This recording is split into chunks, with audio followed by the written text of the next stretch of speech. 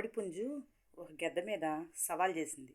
రా తేల్చుకుందాం, నీ సంగతి చూస్తాను అని కోడిపుంజు గెద్దరంది. గెద్ద అంటది, నువ్వు భూమి మీద తిరిగేదాను, నేను ఆకాశంలో ఉండేదాన్ని, నీతో నాకెందుకు అని అంటది. అయినా సరే కోడిపుంజు అస్సలు ఒప్పుకోదు. నువ్వు వస్తావా రావా, ఇవాళ నీ వ్యవహారం చూడాలి అని ఎంతో గట్టిగా సవాల్ చేసిద్ది. ఇక ఆ గెద్ద కోపం వచ్చింది.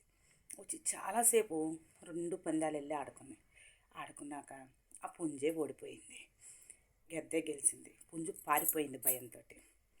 ఇక ఈ గెద్ద ఆనందంతో గూటికెళ్ళింది. గూటికెళ్ళాక ఆ గూట్లో తను పెట్టిన గుడ్లు ఏదో ఒక పాము వచ్చి తినేసింది.